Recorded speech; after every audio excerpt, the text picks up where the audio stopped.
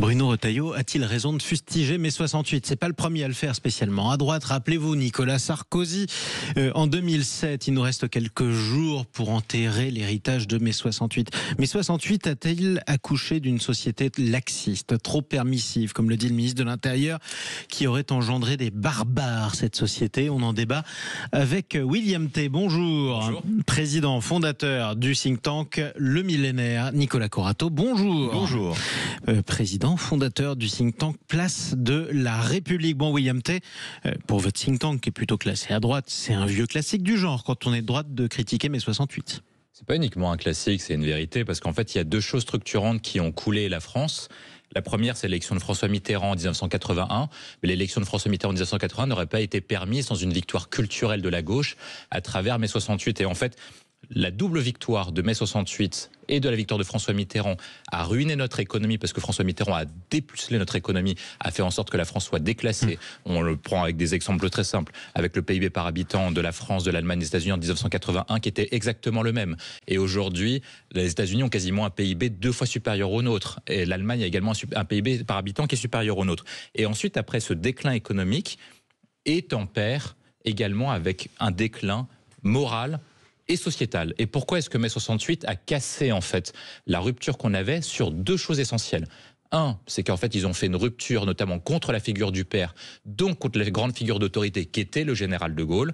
Et c'est en abattant la figure d'autorité, c'est en abattant tous les repères moraux qu'on avait, l'ordre, la religion, on peut être pour ou contre religion, c'est pas l'affaire. Mais en fait, ils ont cassé tous les repères qui ont structuré la société pour créer en fait une société du désordre où règne finalement l'impunité, la violence, la barbarie, donc la société rêvée de Nicolas. Bon, Nicolas Corato. Intéressant, je crois que vous avez bien résumé, William, le débat. Nous avons une droite aujourd'hui excessivement réactionnaire, je dirais même réactionnaire contre elle-même. Et vous venez de la définir, c'est une droite qui est nostalgique du sabre et du goupillon. Monsieur Retailleau... Pourquoi le sabre ? Le sabre, c'est l'ordre, l'autorité. Le goupillon, vous venez de dire, c'est la religion. J'ai entendu. C'est des gros mots. Vous venez de le dire. Nicolas. Ce qui structure une société, c'est l'ordre et la religion. Et je pense qu'effectivement, c'est ce qui nous distingue et nous sépare catégoriquement sur les chantiers politiques et sur la manière dont nous voyons la société. Moi, ce qui m'intéresse chez Bruno Retailleau, c'est deux choses. D'abord, vous dites mais 81, 68, vous auriez pu revenir au Front populaire, mais allez pousser, mais pousser jusqu'au bout. Je pense que Monsieur Retailleau, derrière mai 68, derrière 81, derrière 45 et les jours heureux, le Conseil national de la résistance, c'est intéressant, mais j'y reviendrai, a finalement un vrai problème. Le problème de Monsieur Retailleau, c'est la Révolution française. C'est une droite. Non, mais Monsieur Retailleau, reprenons Raymond Aron. Monsieur Retailleau est le représentant et l'héritier d'un courant idéologique et politique à droite, qui est une droite réactionnaire qui n'a jamais digéré l'héritage révolutionnaire. Et il y a chez on parle Monsieur de quel Retailleau, héritage ? Là, ici, en l'espèce, quand là, on le parle, relie à un fait divers épouvantable. Je vais vous dire, on parle par exemple de l'héritage qui reconnaît le droit naturel, c'est-à-dire l'égalité de droit entre tous les hommes. Quand vous traitez et quand vous qualifiez de barbare une partie de la société et que vous l'excluez de champ du fait civilisationnel, du fait de la société, vous niez le droit naturel. Est-ce qu'on a le droit de dire, par exemple, on parle de faits, là, plus que de personnes, qu'un adolescent qui poignarde à près de 10 reprises, dont une fois avec la lame qui s'enfonce de 18 cm dans le corps de la surveillante, que c'est un acte barbare et que par conséquent, l'adolescent qui a commis cet acte est un barbare. Je vais vous dire, moi, ce qui me marque dans cet acte, c'est que justement, cet acte, il a eu lieu pendant une fouille, en présence d'autorités. De gendarmes. Qui respectaient les règles. Donc c'est la faute des gens. Oui. De gendarmes, de surveillantes qui a été assassinée. Ce qui prouve bien... C'est d'ailleurs un miracle, la présence fortuite des gendarmes. Ce qui prouve bien qu'on était bien dans un schéma où s'exprimait l'autorité que réclame à corps et à cri le ministre de l'Intérieur. Et pourquoi est-ce que cet adolescent, malgré cette expression de l'autorité, est passé à l'acte ? On devrait se poser cette question. On devrait se poser cette question de savoir pourquoi est-ce que cet adolescent est passé à l'acte. Et je vais finir là-dessus. Moi, quand j'entends Monsieur Retailleau nous expliquer que... Parce que quelle est la société qu'il veut pour nous ? C'est une société de l'ordre, de l'autorité. De la sécurité. Quand on n'a que l'autorité à vendre à un pays, quand on n'a que l'autorité... Pourquoi pas que ? Non mais, avec derrière... C'est mieux que rien, non ? Avec derrière l'idée que c'est le peuple qui est responsable, vous comprenez? C'est nous qui sommes devenus des barbares. Parce que pardonnez-moi, moi quand le ministre de l'Intérieur me dit mai 68 a engendré des barbares, moi je suis né en 1975, j'ai l'impression comme des millions de Français d'être englobés dans cette... Donc c'est l'idée de dire, vous savez, dans les années 40, on disait la défaite, la débâcle, c'est la faute du Front populaire. C'est une décadence morale, c'est une décadence de la population. Oui. C'est le peuple qui est responsable, qui pense mal. Oui, enfin, quand les 68ards ont enterré l'héritage politique de la génération précédente, on n'a pas dit qu'ils insultaient le pays non plus. Donc on a le droit aussi. Bien sûr qu'on l'a dit. Bon, et vous étiez d'accord? Mais attendez, aujourd'hui, Monsieur Retailleau est un Savonarole, c'est-à-dire c'est quelqu'un qui nous dit il faut un ordre moral, et c'est par la morale qu'on va régénérer le pays. C'est extrêmement dangereux. Mais cette idée, cette idéologie est extrêmement dangereuse. Alors il y a 2 points. Son argumentaire tient absolument pas la route, malheureusement. Pourtant, des fois, tu t'en sors un peu mieux que ça. Sur la première chose, sur la question des barbares, tu dis que ce Retailleau exclut les barbares de la société. Je pense que ce sont les barbares eux-mêmes qui se sont exclus de la société. Je ne vais pas te rappeler les principes de la justice de Beccaria. Qu'est-ce que dit les principes de la justice de Beccaria? On enferme, tu vas me le rappeler, je vais te le rappeler. On enferme les gens en prison parce qu'ils sont nuisibles à la société.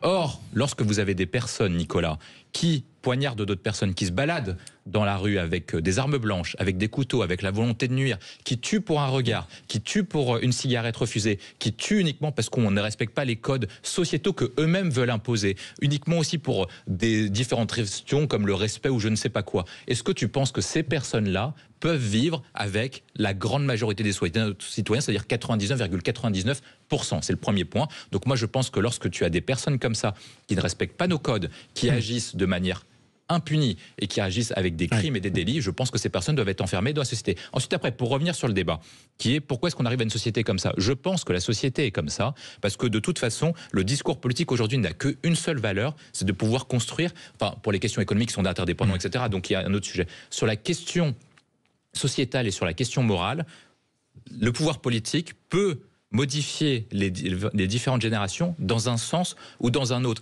Et je pense que ce que dit Bruno Retailleau, c'est que ton courant politique et le courant politique de tes alliés, donc c'est-à-dire Mélenchon et compagnie, ont fait en sorte, à travers les discours de mai 68, lorsque tu dis qu'il est interdit d'interdire, lorsqu'on autorise notamment des manifestants à lancer des pavés contre les représentants de l'État, donc les forces de l'ordre, lorsque tu autorises... personne n'a autorisé, pardon. Non, mais autorisé, mais vous avez quand même des gens, Jean-Marie, qui en fait lançaient des pavés contre les représentants de l'État, donc ceux du général de Gaulle, en disant que attaquer les forces de l'ordre, c'est attaquer le général de Gaulle. Donc, quand tu as des personnes comme ça qui concurrencent l'autorité de l'État dans ce qu'on appelle les territoires perdus de la République, qui attaquent des pompiers, qui attaquent des policiers, qui attaquent des maires, qui attaquent tous les représentants de l'État, en fait, tu as des discours qui autorisent et qui légitiment la violence de barbares contre l'État et non qui défient l'autorité. Je pense que c'est ce qu'il veut dire. Et je pense que c'est cette culture politique qu'il faut combattre parce que sans autorité, tu n'as pas d'ordre. Sans ordre, tu n'as pas de vivre ensemble parce que la base du contrat social, c'est que chacun délègue sa liberté individuelle pour faire corps et pour respecter les règles qui sont communes. Est-ce que la gauche a un problème avec l'autorité et la sécurité? Non, je pense que la gauche, elle a toujours considéré 2 choses. Que l'ordre républicain, c'était l'ordre et la justice sociale. Et qu'on ment aux Français quand on leur dit que toute la solution, c'est le rétablissement de l'autorité. Parce que vous pouvez rétablir l'autorité. Et ça fait, pardonnez-moi, ça fait depuis le ministre Manuel Valls, à gauche, et ensuite tous les ministres de l'Intérieur, qu'on a eu un discours sur l'autorité. Est-ce que la délinquance a reculé dans ce pays? Est-ce que la violence a reculé dans ce pays? Ce que je veux dire, c'est que à partir du moment où vous focalisez l'attention publique et le débat public sur la seule question de l'autorité, ça veut dire que rien d'autre. Ça veut dire que la réponse pénale, par exemple, qui consisterait, si on suivait ce que veut Bruno Retailleau, à généraliser les peines de prison courtes dès le premier délit grave, c'est une mauvaise réponse pour vous? Je vais vous dire, la France est le pays de l'OCDE, le 4e pays de l'OCDE, qui emprisonne le plus les mineurs.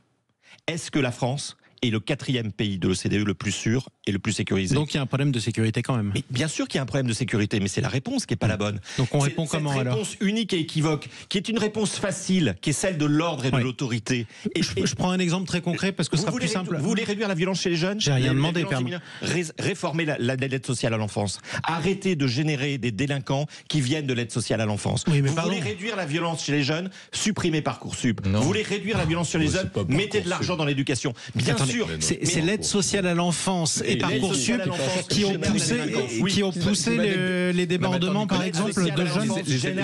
Une personne à la fois. C'est moi qui fais régner l'ordre. L'aide sociale à l'enfance violente les enfants dans ce pays. L'aide sociale à l'enfance génère de la souffrance. Je prends par exemple ce qui s'est passé après la victoire de l'exclusion et de la délinquance. Je prends par exemple ce qui s'est passé après la victoire du Paris Saint-Germain. Vous avez eu des jeunes, par exemple, qui ont allumé les forces de l'ordre. Pas, William. C'est un sujet extrêmement à la fois. Enfin, rien à voir avec l'aide sociale à l'enfance. Ce qui s'est passé après la victoire du PSG, rien à voir avec l'aide sociale à l'enfance. Ce que je suis en train de vous dire, c'est vrai sujet l'aide sociale à l'enfance. Vous pourrez doubler, tripler les peines. Vous pourrez doubler, tripler le nombre de policiers et de gendarmes dans ce pays. Vous pourrez doubler et tripler le nombre de places de prison. Si vous ne mettez pas en place une vraie politique de justice sociale, vous n'arriverez jamais à réduire la violence. Pardonnez-moi de vous le dire, ça ne fonctionnera pas. Ça n'a jamais fonctionné. Bon, un mot pour conclure ce débat, parce qu'on est rattrapé aussi par l'actualité. Vous dénoncez le laxisme, William T. Est-ce que ça veut dire aussi que vous vous félicitez du fait que Nicolas Sarkozy, l'ancien président de la République, soit aujourd'hui officiellement privé de sa Légion d'honneur à cause de sa condamnation? Écoutez, moi je pense qu'il y a deux sujets. Est-ce que lorsque vous avez commis une faute, il faut payer? Oui, donc c'est normal qu'il paie. Mais moi je pense que sur l'affaire où il a été condamné, donc les deux affaires en question, je pense malgré tout que c'est pas exclu qu'il y ait une erreur judiciaire et qu'on le saura plus tard. Nicolas Corato, je crois que c'est une bonne conclusion à notre débat. Durales sed lex. La loi est dure, mais elle est nécessaire. Elle est la même pour tout le monde, mon cher William. Oui, elle est la même pour ceux que votre ministre de l'Intérieur qualifie de barbares. Moi, je viens de répondre, t'es gentil, mais pour ceux qui violent la loi, y compris au niveau de l'État. Pas besoin de parler pour moi, parce que tu as été personne à la fois. Et je finis là-dessus, parce qu'on peut agiter des valeurs morales comme Monsieur Retailleau et donner des leçons à tout le monde, mais l'exemple doit venir d'en haut. Et comme le disait très bien Erasme, le poisson pourrit par la tête. Non, mais je viens de te dire, il faut arrêter d'incriminer la masse sociale, il faut arrêter d'incriminer la population sur ce qu'après la décadence ou le déclin de notre pays. Et peut-être que l'élite politique de ce pays se regarde en face et tire les conséquences de ses actes. Et donc arrêter de donner des leçons de morale. Mais c'est exactement ce que fait M. Retailleau. Ce sera un vœu pieux pour tout le monde. Non, mais moi je viens d'exprimer très clairement, s'il a commis une faute, c'est normal qu'il la paie. La question c'est, est-ce qu'il a vraiment commis une faute? C'est ce que je te dis. Mais ça, on y reviendra. Ça a été tranché par des juges. Vous remettez en cause le jugement des juges? Moi je pense que tu verras qu'il y aura des affaires qui vont être révélées plus tard. On y reviendra plus tard. Très bien. Mais c'était important. On vient dans le complotisme. Mais si, c'est du complotisme. On a le droit aussi d'appeler à la révision d'un procès un jour ou l'autre quand même. La révision d'un procès. Pourquoi pas? C'est ce que demande Nicolas, c'est ce que demande un William T. C'est déjà arrivé à plusieurs reprises que des juges se soient trompés. Allez, ce sera un autre débat sur Nicolas Sarkozy. Merci à tous les deux. William T du think tank Le Millénaire, classé à droite, vous l'aurez entendu. Merci à vous, Nicolas Corato du think tank Place de la République, classé à gauche, vous l'aurez constaté.